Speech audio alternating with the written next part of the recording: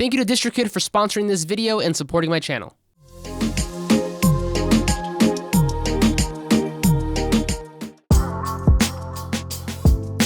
Okay, so the first thing that I'm going to do here is I'm going to set my tempo. Now, most reggaeton beats are in the 90s range, 92, 94, 96. I'm going to just stick with 92.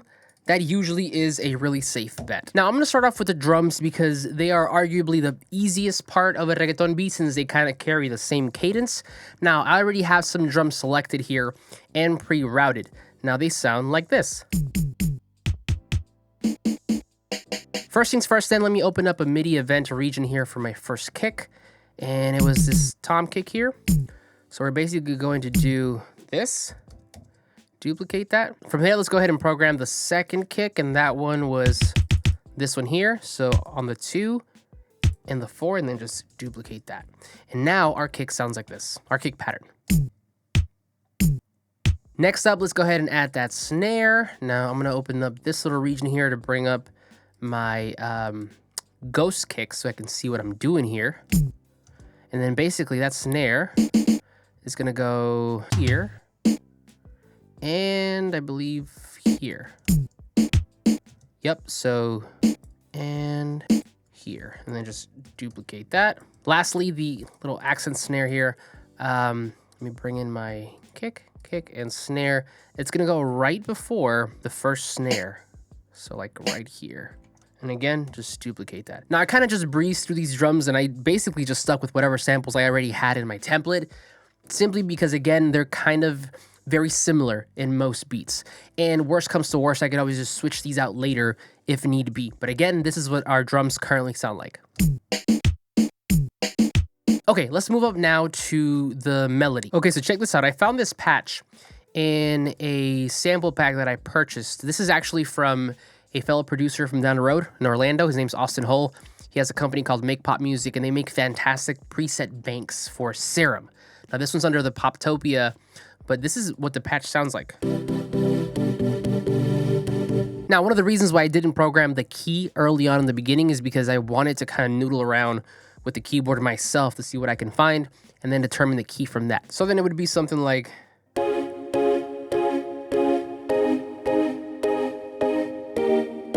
I don't like that progression though. We could make it like a 4-chord progression or a 3-chord or even a 2-chord. It doesn't have to be complicated.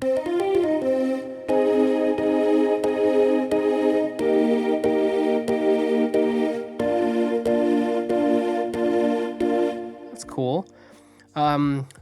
We could add it over like a bass note.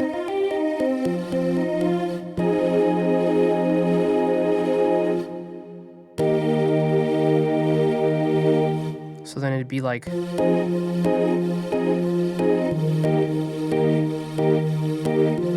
That's actually really fire. Let's record that.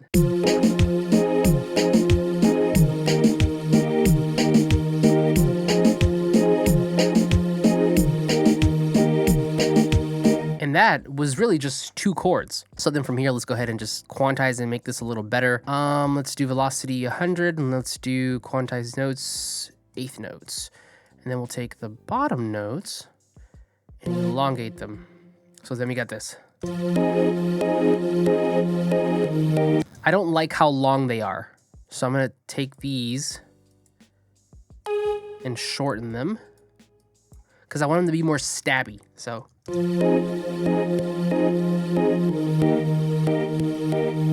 Okay, so as I'm listening to this here, I'm realizing a couple of different things.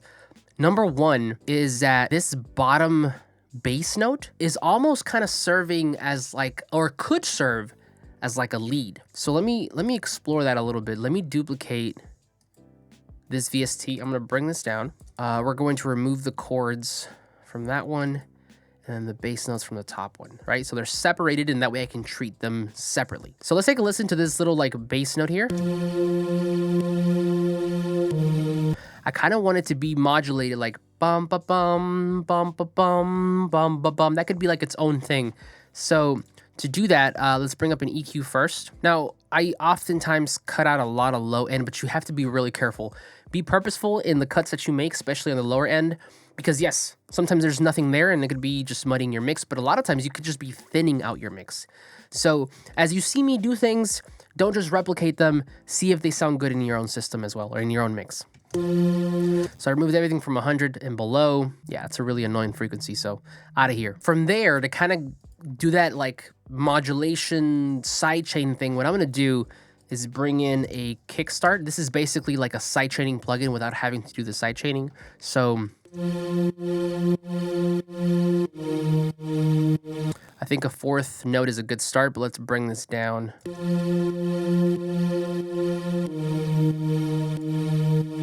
Okay, I like it, but I still wanted to go like bum ba bum bum ba bum bum ba bum. So let's get our little cut tool here and let's see what we can do. Okay, check it out.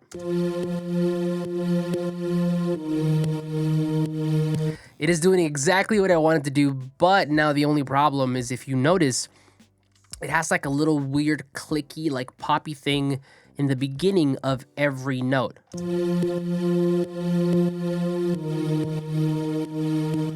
And there's a couple of different ways to fix that. I could turn this into audio and then kind of do some blends there, but I know a little bit about Serum and sound design, and what I could probably also do here is just mess with the attack.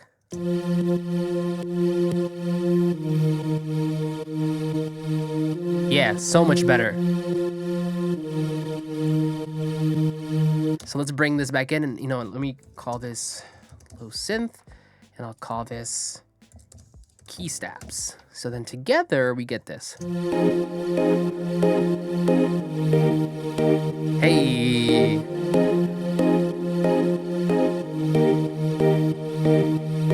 So now what initially started out as kind of like a single thing is 2 separate things. One that is on the upbeat, it kind of creates that rhythm, and then the lower note, we kind of transformed it into like this lead of its own.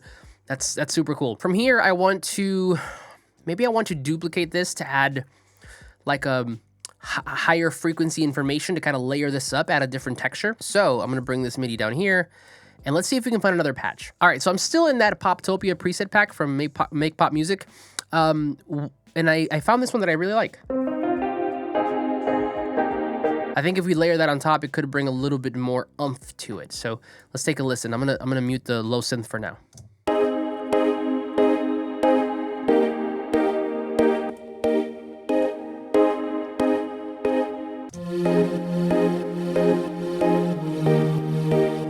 You know, it'd be cool if we remove like every other one, because this one has a lot of like reverb. We could probably even add more, and that way it kind of accentuates and creates or maintains, adds to that like open and closing kind of modulated feel. So what I probably will do,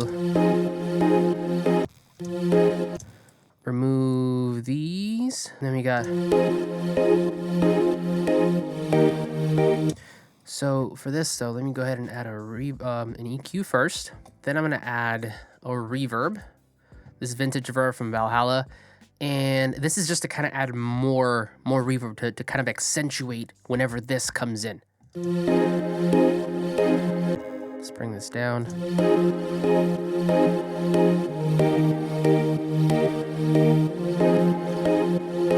I like that. Okay, so far so good. From here, let's see. We could probably also do the same thing, kind of the same treatment to this low synth.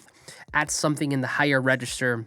I don't know, we'll see what happens. Let's duplicate this VST here, bring down this MIDI, and let's see if we can find another patch. All right, so I'm still in that Poptopia preset pack, and I basically just duplicated the MIDI from the low synth, but this is now like a little guitar, and alone, it sounds like this.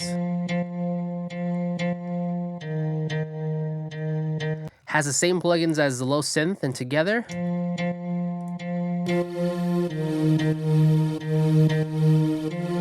just adds a little bit more depth. So far then, our melodies.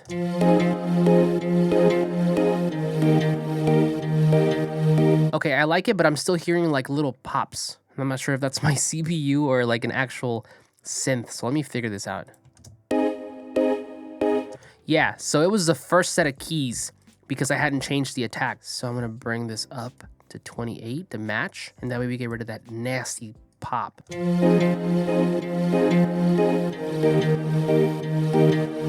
I think maybe like a top line over this, like a little melody could be good. But the first thing that I'm gonna do here, because I know my CPU is about to be just running crazy with these serums. If you use serums, you know what I'm talking about. These things are CPU killers. So I'm gonna just freeze a couple of these tracks. So I'm gonna right click. I'm gonna do transform to audio track. This basically turns your MIDI into audio with the ability to turn it back to MIDI if you need to make changes. It's a really good way to save CPU. Now you do have the option to render inserts or not. I'm gonna choose no. So I'm gonna hit that there, renders it out. And I'm also going to do the same thing for my guitar. And this also removes that VST temporarily until you need it back. So again, it's a really good way to save CPU.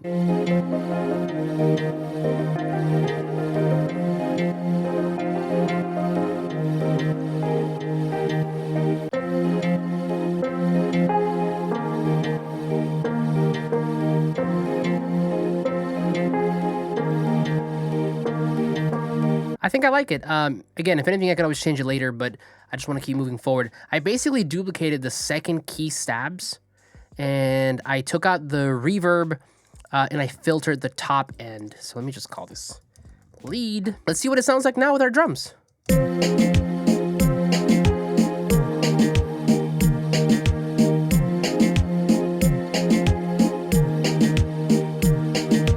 So far, so good. I like it. I like it. Let's add a bass in. So I was watching a video recently from Tiny, the reggaeton producer, and he was mentioning how he likes to use this bass from the Arturia Mini Moog, or is it Moog? So what I'm gonna do is, let's bring it up. This is it. And basically in reggaeton, you just need like a basic subby kind of thing.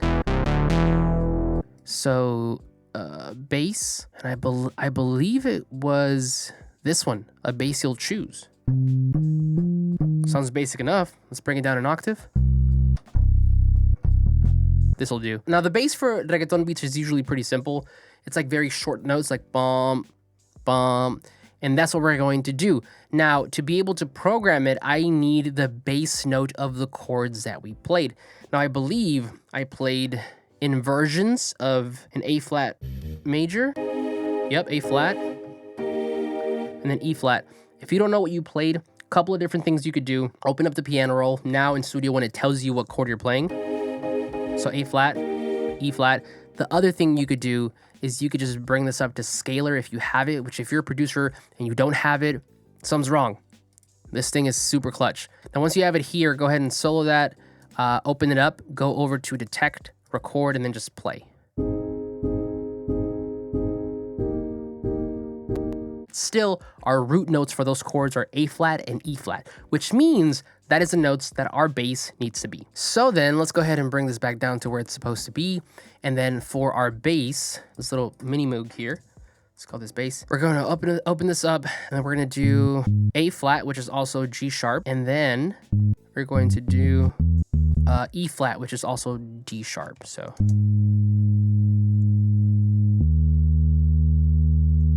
I think I might want to bring those lower, but let me go ahead and figure out the progression first.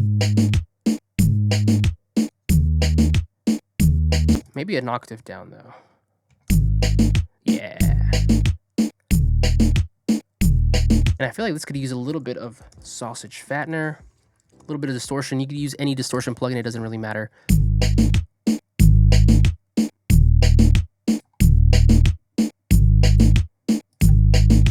Cool, let's listen to that with everything else.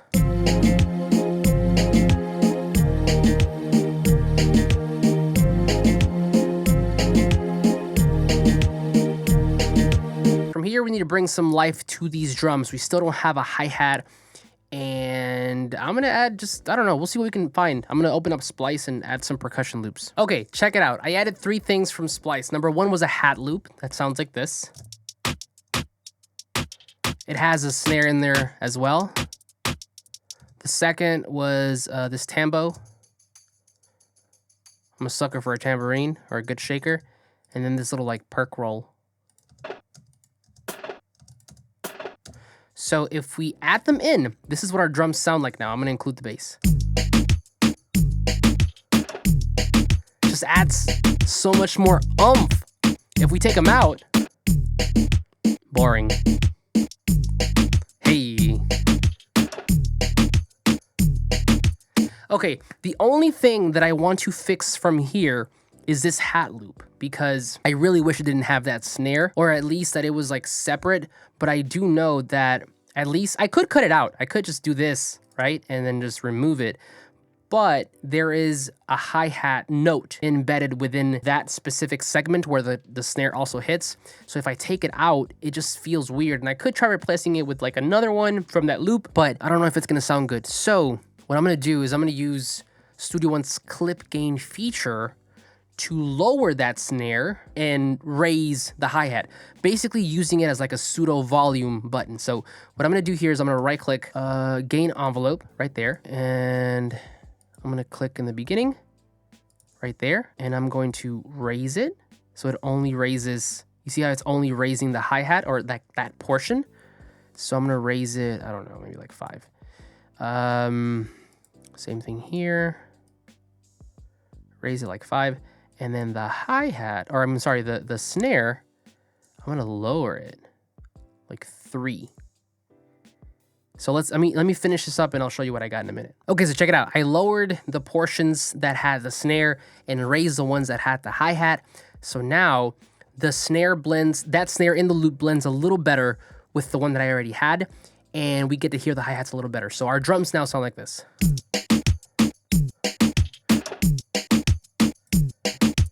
Okay, so I think I'm pretty much done with the main part of the beat. As I arrange, I will most likely add more elements to make it more dynamic, and there's always something to fix. But before I show you the finished product, I wanted to take a minute and thank DistroKid, the sponsor for this video. DistroKid is my preferred music distributor for independent artists, and at $20 a year for unlimited uploads, it is also one of the most affordable for delivering to all major players such as Apple Music, Spotify, TikTok, Instagram, and so many more. There are a ton of great features included in your subscription, but one that many people don't know about is the ability to upload cover songs to DistroKid and let them handle the business side for you. When you upload a cover song, DistroKid automatically files your cover song licenses and submits payments to the right holders so that you don't have to do a thing. Another cool one is the ability to have synced lyrics in your song so that people can sing along in places like Apple Music or Instagram. If you're interested in spreading your music out to more people, then consider signing up for DistroKid with my link down below to get 7% off your first year. Thank you once again to DistroKid, and now let's take a listen to this beat.